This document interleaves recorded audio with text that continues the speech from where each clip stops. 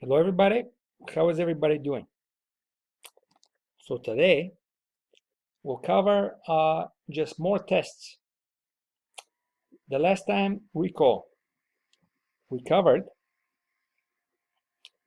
the z-test, hypothesis testing, confidence interval, and point estimation. And what we're trying to estimate is the mean of the population. Now we'll cover more tests that are also based on the mean of the population, okay?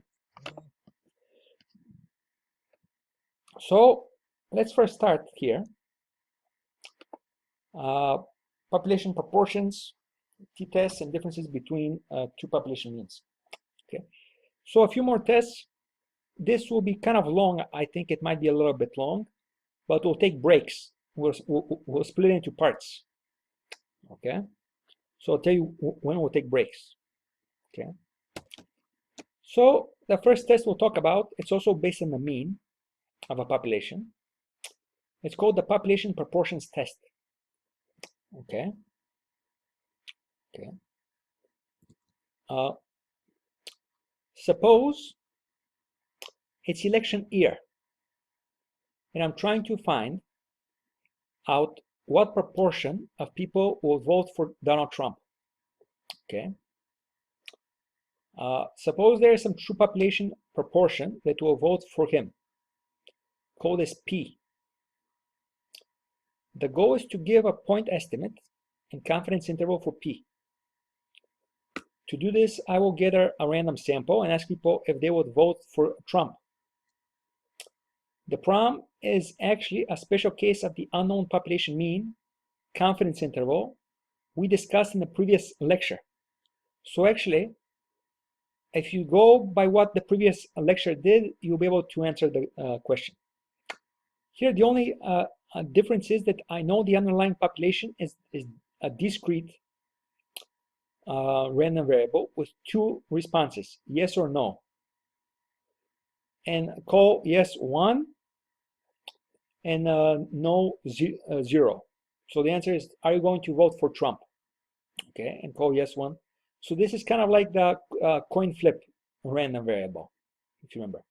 In this case, it's called a Bernoulli random variable. Okay, so you know the population is this bivariate distribution. Okay, so in theory, if I have an unknown random variable, call it x, that I'm trying to infer the mean of, mu, the first step is to gather a random sample and take the sample mean. Okay, do this. This serves as the point estimate of mu. Okay. The next step was to obtain the distribution of the sample mean. And the distribution of sample mean is, in this case, x bar. If you remember, this is my estimator for mu. Okay. As normal with mu x and variance of sigma squared over n. I use this to obtain the confidence interval and do the hypothesis test, if you remember. Okay. I use this distribution of x bar. And it's also called in the book, they call it the sampling distribution in the book, okay? So with this population proportions test, all I'm doing is the same thing, exactly the same thing as before, okay? So it's kind of, this population proportions test is a special case of the population mean test that we did in the previous chapter, except now the mean is the proportion, okay? So a special case, and the underlying population is a bivariate distribution, okay? So with population proportions, let x be an unknown population random variable with two possible outcomes, kind of like a coin flip. Here it is 0 for no and 1 for yes, okay? Where the probability that x equals 1, okay, is p, okay? and probability that x equals 0 is 1 minus p. So this is the random variable here. This is the population random variable, in a sense. Notice its mean will represent the population proportion that will vote yes for Trump. So watch this. Expected value of x is also p, or rho. They call it, this is like the Greek letter rho, or you can call it p for the English version, right? So this is the trick, that the probability that it's x equals 1 is p, and that the expected value of x is also p. In this case, this is known as Bernoulli random variable, okay? And then the variance of a Bernoulli random variable is p times 1 minus p, okay? And you can derive this, okay? Suppose I take a random sample of n observations. Notice that their mean is equal to the sample proportion. X bar equals rho hat. Okay. Okay. For example, if n equals 10 and 7 said yes, then rho equals 0.7. Okay. Then from the central limit theorem, I again have the previous result, that x bar is centered at the true mean population with sigma squared and n. In this case, rho will also be a normal. It's just a special case of your x bar with a mean of rho and a variance of rho times n minus p over n. Okay. Okay. So then the confidence interval formula is the same. For x bar, I have rho hat. This is like the 0.7. The z stays the same. This is the, you know what this is, right? This is the cutoff point, the z alpha over 2. S is a sample standard deviation.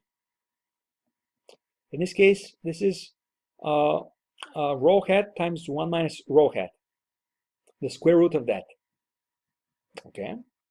And over n, because this is kind of like the square root of s squared over n, if you remember. Okay. Okay, this is 1 minus alpha of that. Okay. So this formula is the same as this one, exactly the same thing. Okay. Then for s squared, remember this is the sample variance. I can compute this from the data, if you remember from last time. This now becomes p hat times 1 minus p. How do you derive this? Well, recall the formula for s squared. It's like this, okay? Also recall that xi equals 1 if yes, and xi equals 0 if no vote. So n is total number of sample votes. Then I know that p hat is x bar, so this is p hat here, okay? Also the sample number of yes votes will be n times p hat, and the number of no votes will be n minus n times p equals n 1 minus p, okay, like this. Because the yes votes will be this many and the no votes will be this. So watch. If it's yes, I replace the xi with 1. If it's no, I replace the xi with 0. So this is 1 minus rho hat, and there's n times p of them, okay? And then this is 0 minus rho hat, because sometimes it can be 0, and this is 1 minus p times n of them, okay? And watch, when I do the math here, all this s squared as before, I use this exact same formula, reduces to rho hat times 1 minus rho hat, okay? Okay. And here I have the solution. So before I show you the solution, let me just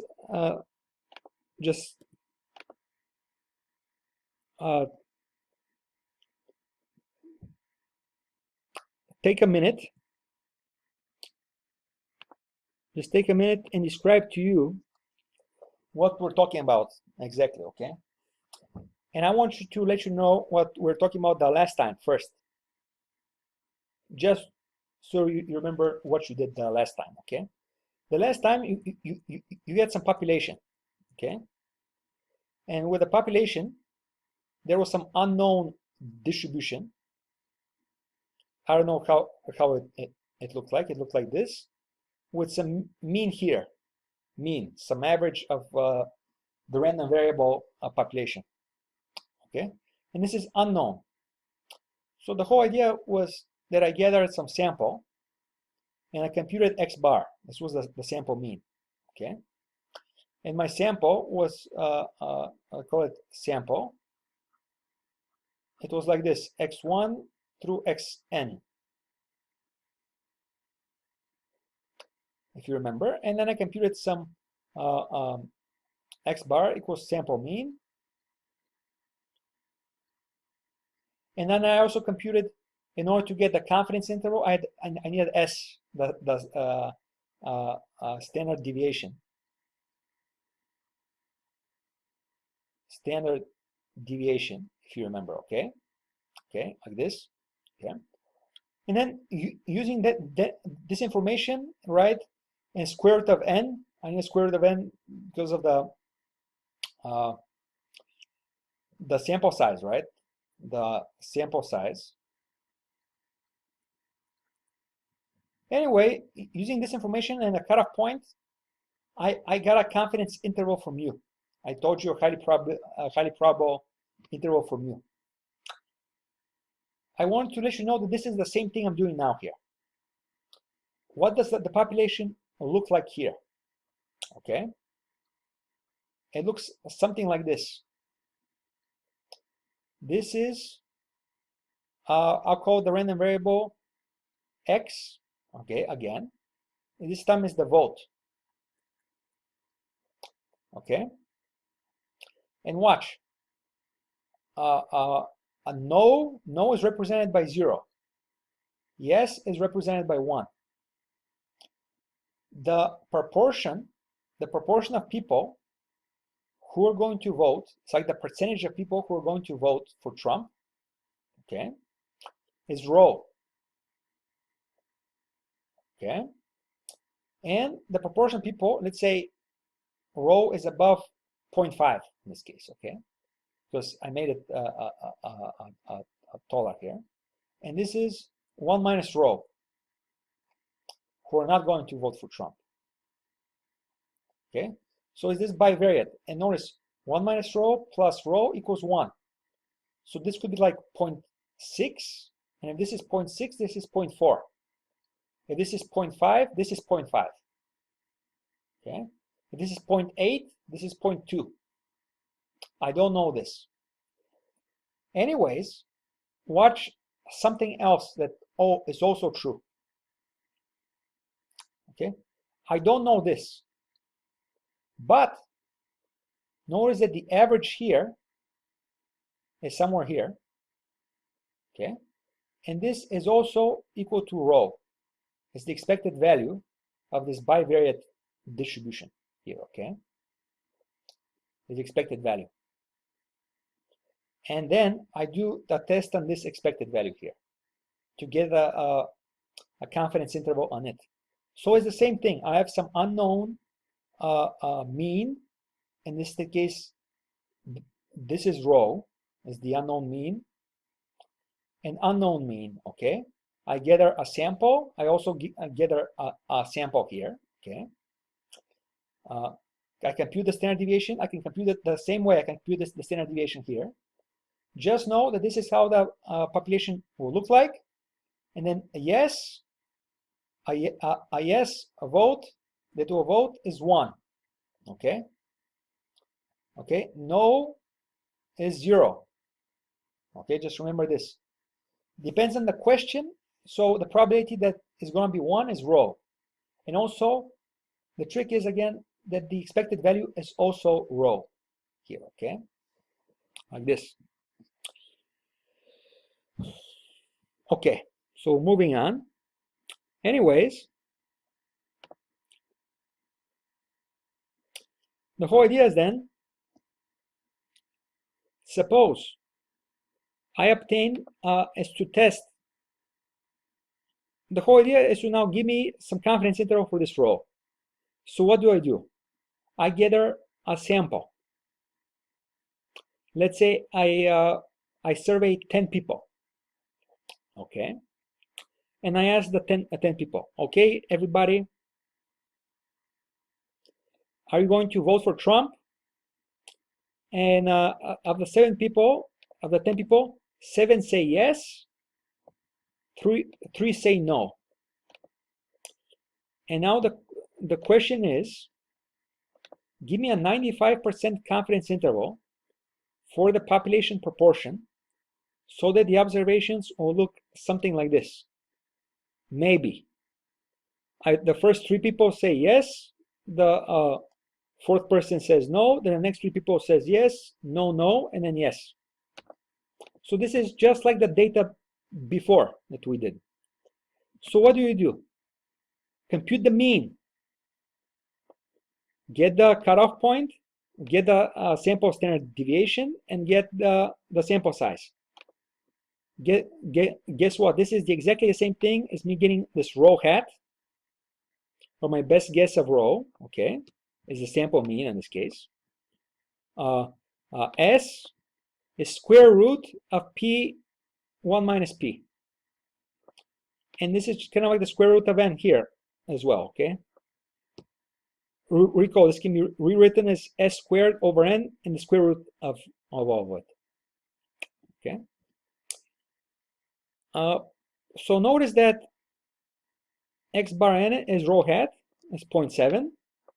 If I sum them all up and divide by 10, I get 0.7, right? The cutoff point at 95%, I did it less fast, is 1.96. And so S squared is what? Row times 1 minus row is 7 times 0.3 squared plus 0.3 times 7 squared. This is the exact same formula for S squared, if you remember, okay, like I just said. And then equals to 0.46, and then just plug in the numbers, and you can compute that if I get out of 10 votes, that the true population proportion of people will be between 0.415, or less than half will vote for him in this case, up to almost all of them are going to vote. I'm 95% certain on this. So he may still lose. At a 95% confidence interval, there is a chance that he might not win in this case, okay? Okay. There's a chance he might not win. And then I can do a hypothesis test also. If you want, you can do a hypothesis test. The hypothesis test will be, suppose that rho is 0.5. This is kind of like he's going to win if he gets the majority of the votes, 0.5, right? And rho does not equal 0.5. So you can also do a hypothesis test and test if he's going to win or not. In this case, I will retain the hypothesis that he's going to win, because the 0.5 is in the confidence interval. Okay. Okay. Is everybody good on this? Okay. Now, I want to mention something. You see, when people get these polls, they don't ask 10 people. They ask like 100 people. And when you ask 100 people, look, this is square root of N here.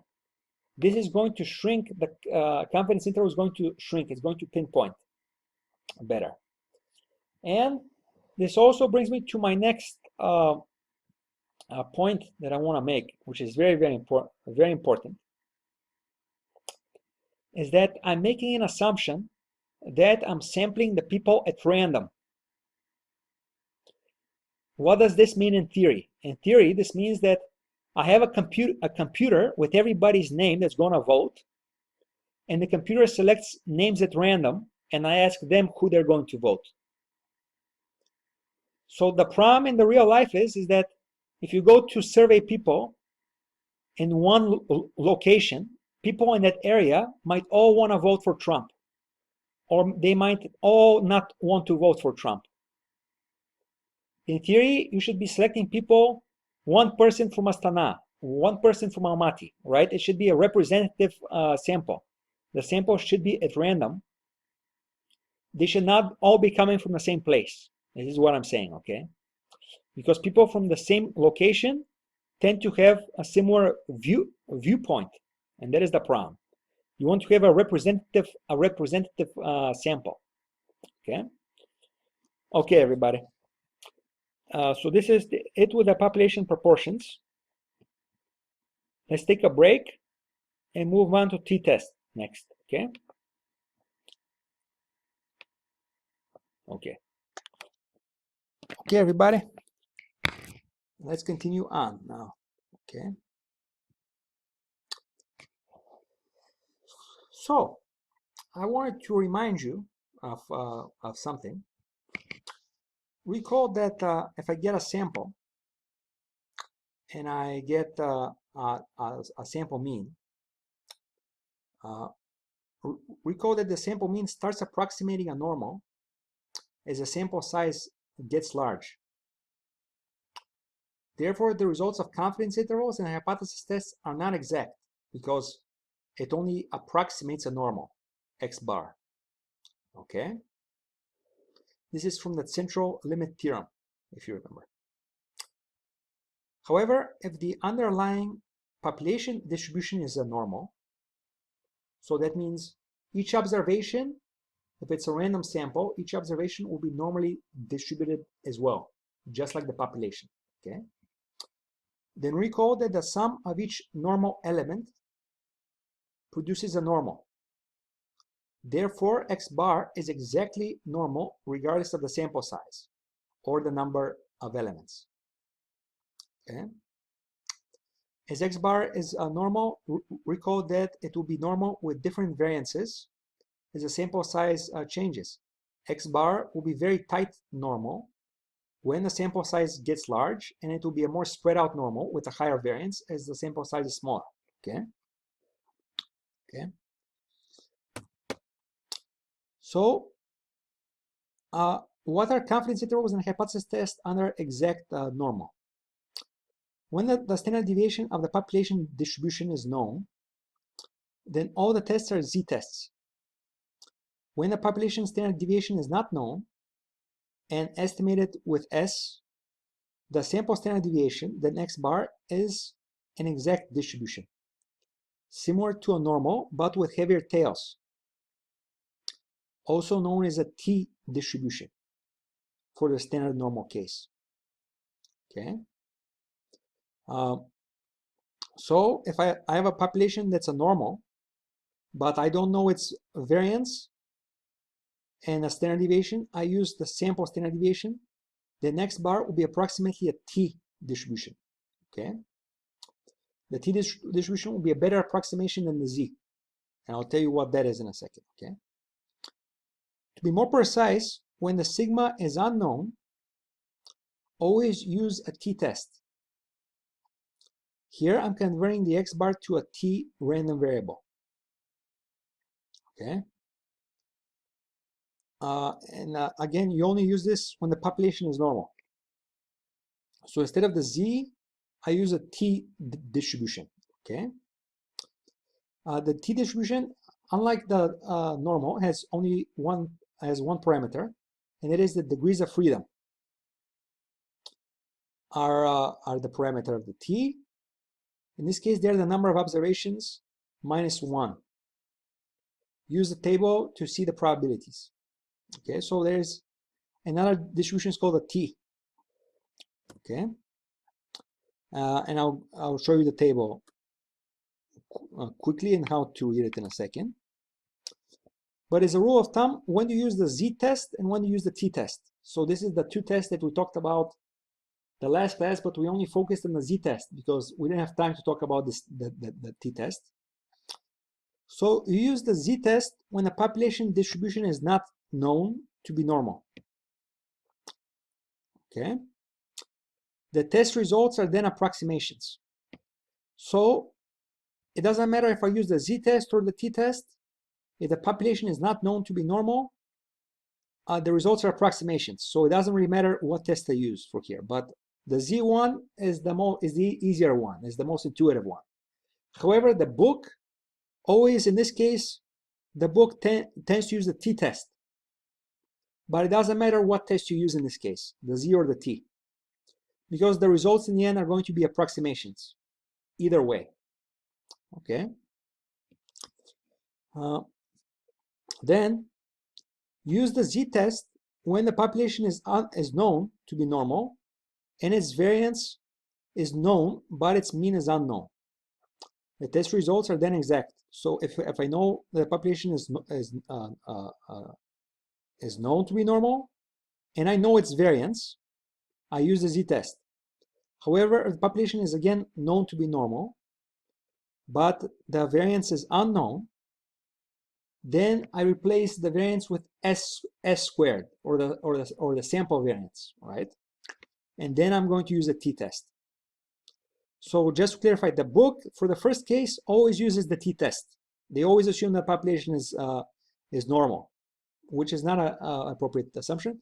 The book and also programs, you see a t-value instead of the z-value. They'll give you some t-value, okay, when you do hypothesis tests, okay.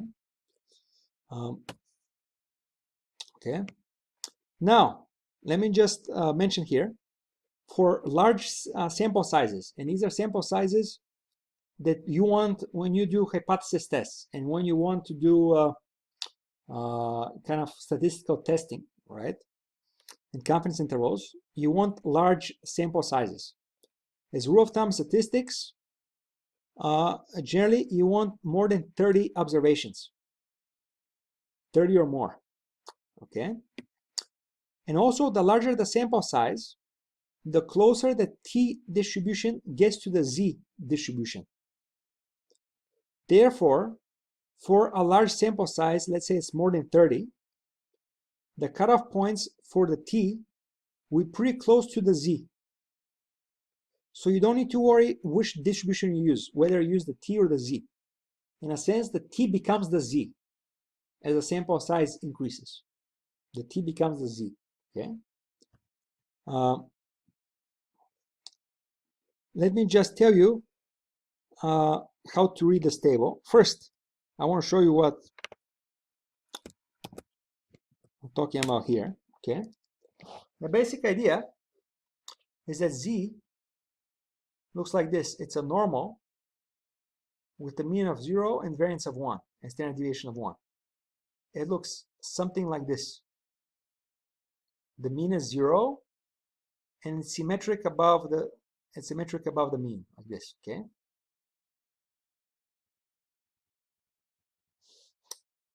Let me draw the picture a little bit better.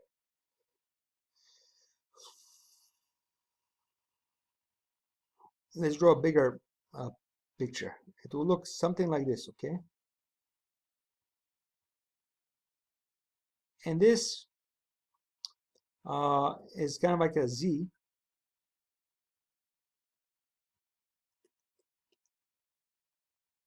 Okay.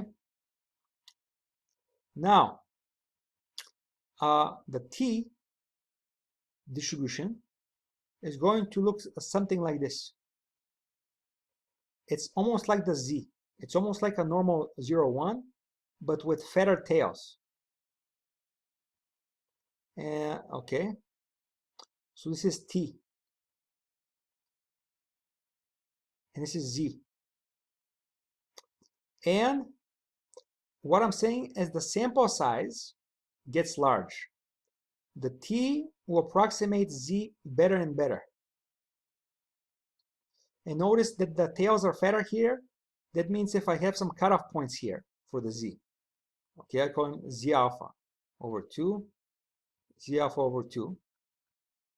These cutoff points for the z, for the t, the cutoff points will be further away, so it's harder to reject. It's harder to reject the null hypothesis if you use the t cutoff points or use the t distribution. Okay, so these are the cutoff points for the t because it's heavier tails. Notice the tails are heavier here on the t. Okay, And the main reason why the t has heavier tails is because, and why it's different from the z. Why is it different from the z? Because recall, if you don't know the variance of the population, you use the sample variance to approximate the variance.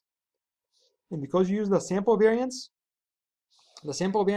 is not certain, and therefore you have to take into account the sample variance variability of the sample variance. And that's what the t does. It takes into account the variability in the sample variance. Okay.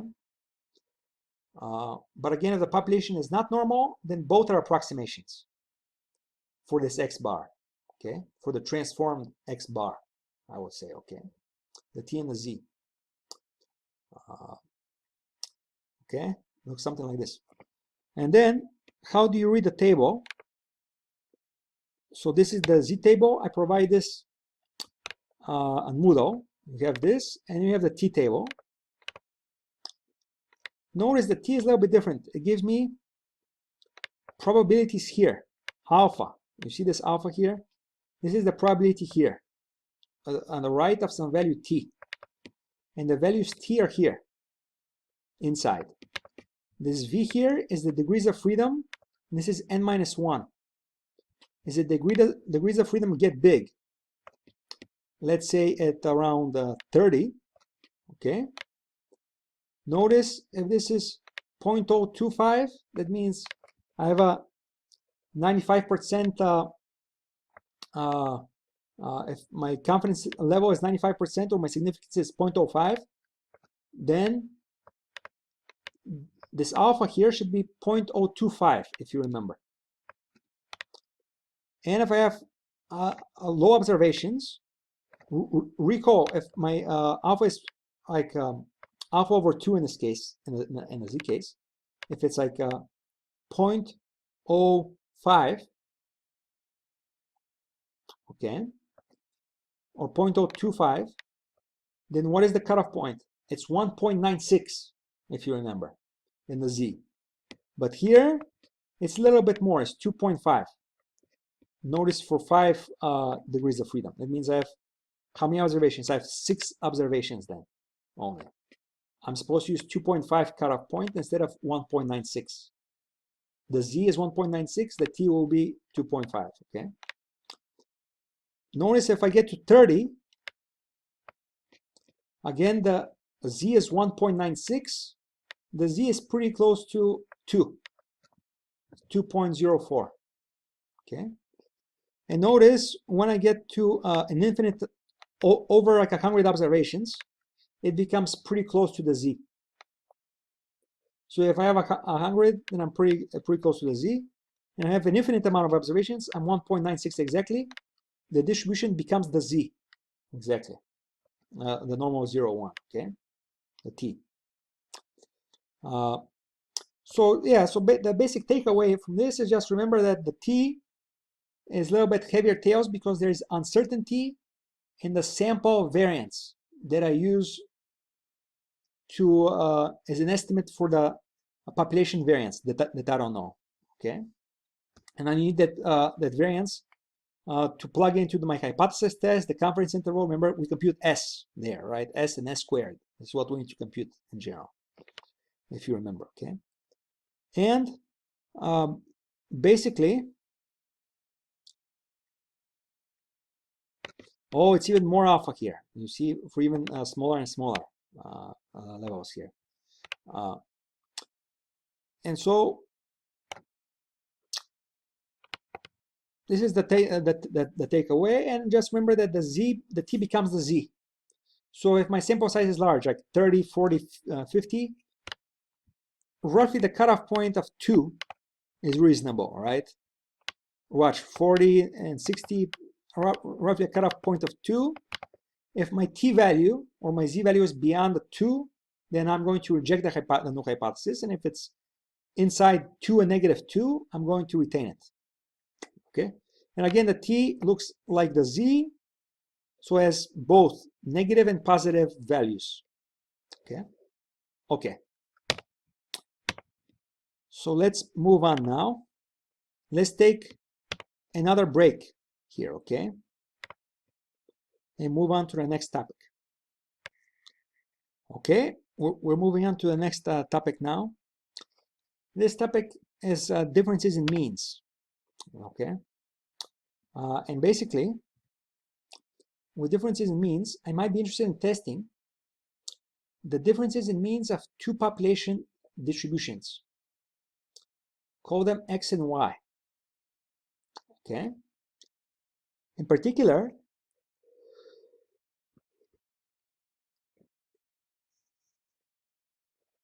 I do not know the means of X and Y. We call these means mu X and mu Y. Okay, respectively. There are two different populations. Okay. The goal is to test to see if there is a difference in the means of the two populations. So mathematically, does mu X minus mu Y equal 0? Or in a sense, does mu X equal mu Y? Okay. The more general goal is test to see if the differences between the two population means is some number. Call it D naught. So I might test, is mu X minus mu Y, is that difference equal to 5? Or is it not equal to 5? For example, if D naught is 5. Again, this is given by the researcher, D naught, okay? Okay. So here's some examples of where this might be used.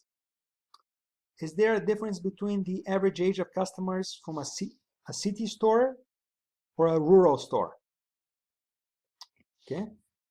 So in this case, my population 1 is age of customers from a city store distribution.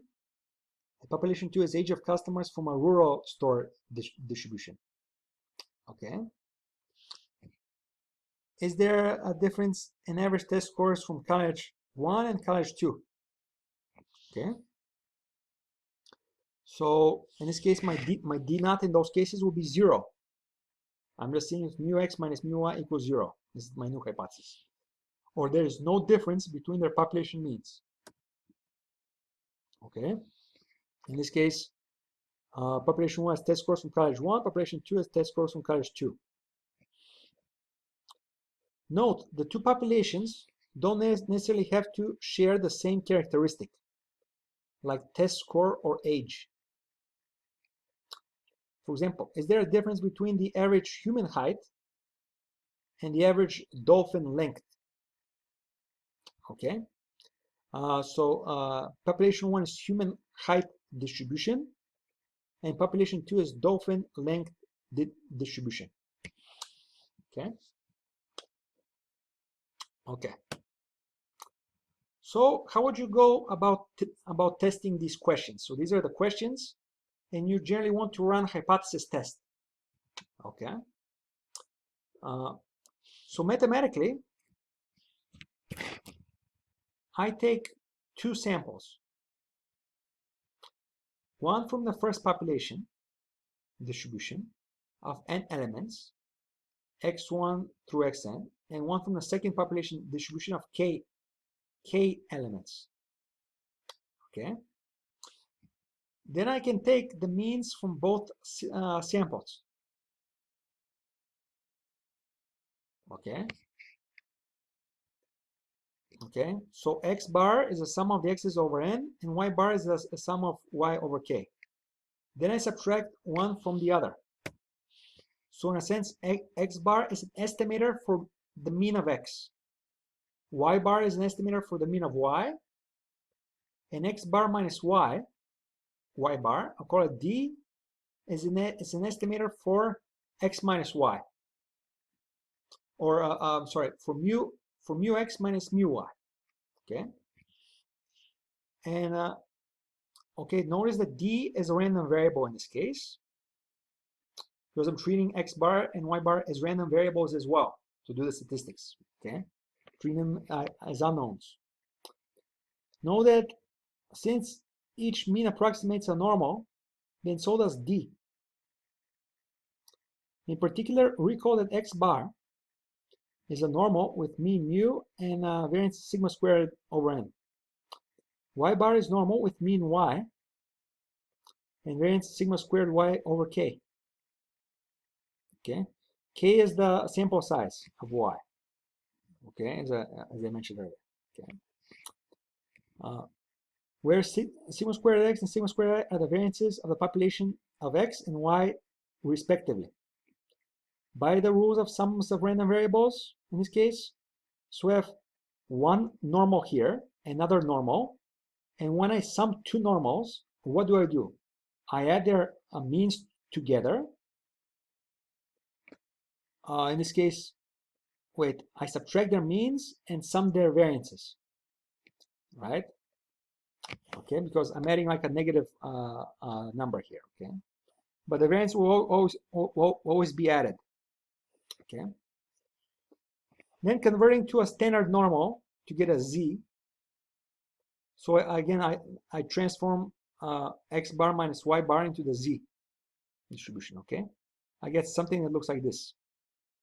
And this is your test statistic, the test statistic. And the book says it is, okay?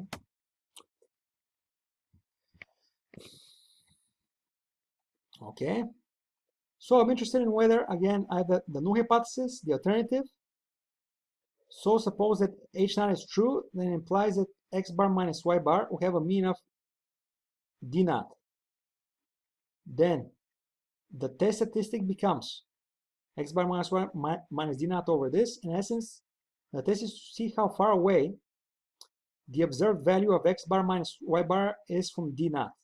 If it is unreasonably far away, then we reject the null hypothesis that d naught is the difference in the population means. Okay. Okay. Know that the population variances, sigma squared x and sigma squared y, are unknown. Then again, we can use the sample standard deviation formula for each x and y. So S is this for x, and again, for y, it's the same as well. You can use the same formula for x and y with their corresponding samples. You use this S for the x sample and use the other S for the y, use the y sample to compute, okay? Okay.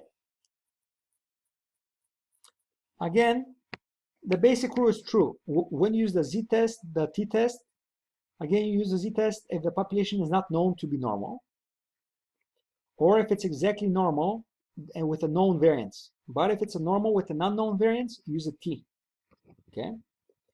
For the t-test, you need to know the degrees of freedom. In this case, where the sample sizes are n and k respectively, the degrees of freedom are n plus k minus 2.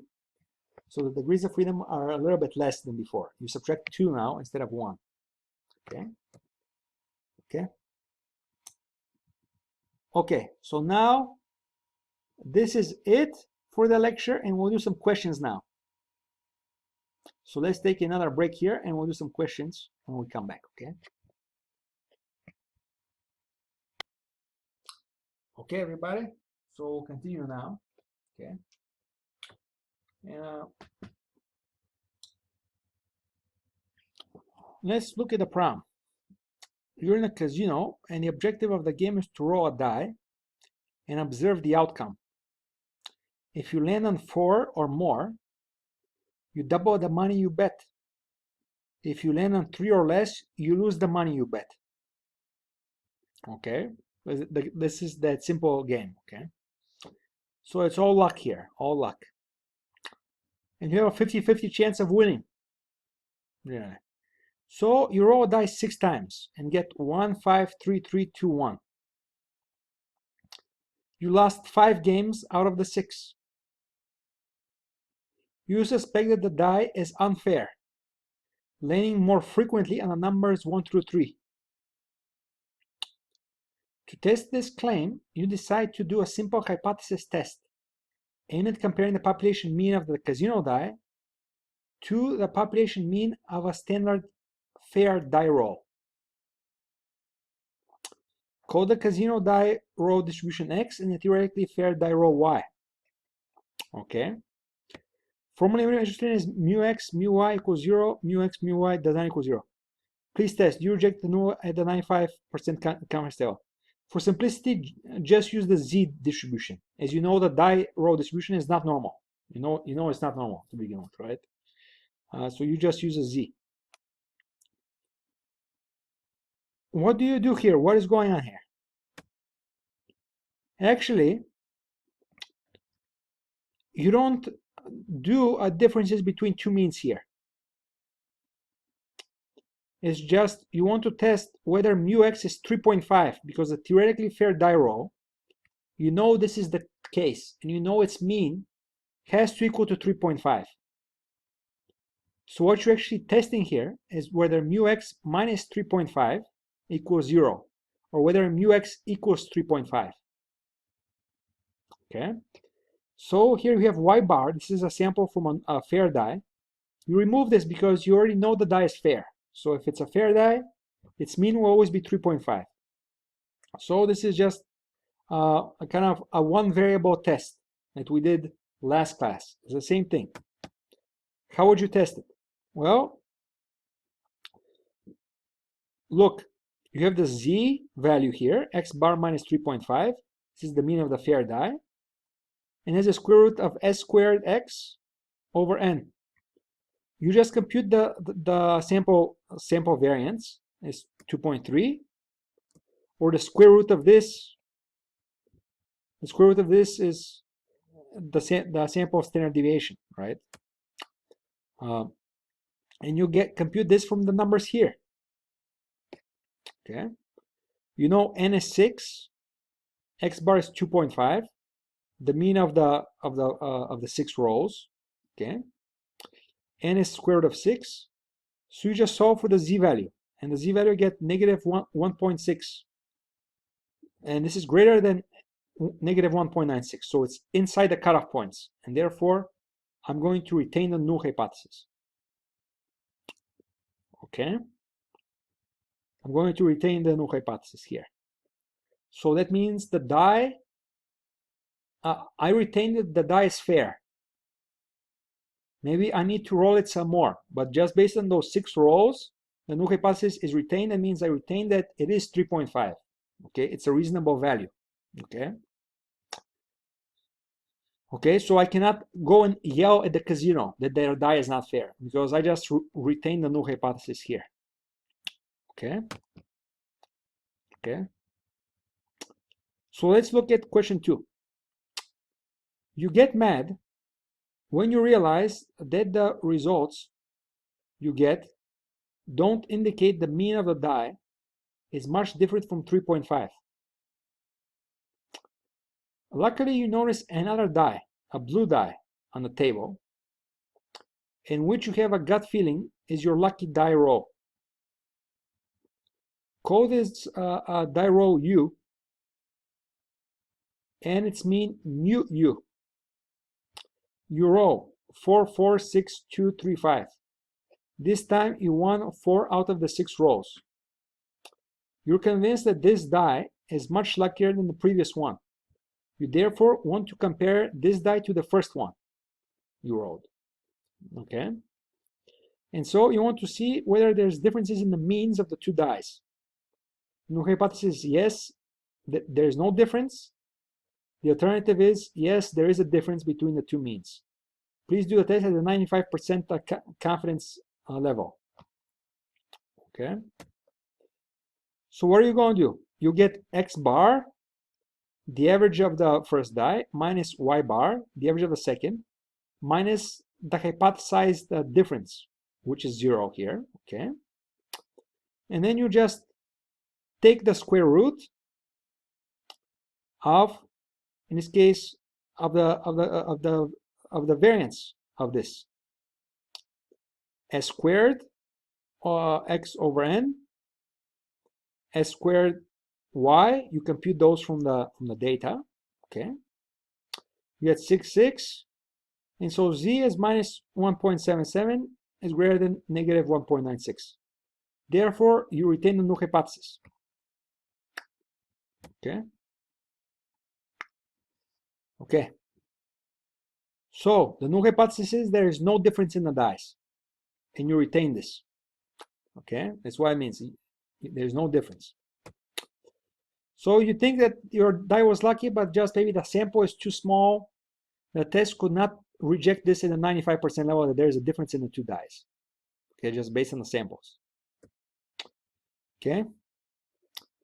Please provide a 95% confidence interval for mu x from the first question. Provide a 95% confidence interval for mu x minus mu u from the second question. Okay. So the formula for the confidence interval is this. And then you just solve. You solve for you computed this, the x bar, the y bar. In this case, this is the one-sided confidence interval. So you for the one variable. Okay. You computed this. So you believe, just based on the first die, that its mean, your 95% certain its mean is between 1.29 and 3.71 on the first die. And then you're certain that the difference in the means of the second die is between minus 1.6 and 3.16. You're 95% certain. So 0 is in there. You just replace the numbers there, okay? Okay, so let's, try and get those answers there. We have a few more questions, so let's just take a quick break, okay? Okay, everybody. So I have the answers here, the question here. I think I looked at the question, and I think it's better to let's do question 4 and 5 in class, because I think they kind of summarize this lecture well. So try to do it on your own, questions 4 and 5, and I'll see you in class. Okay. Okay. Bye bye for now.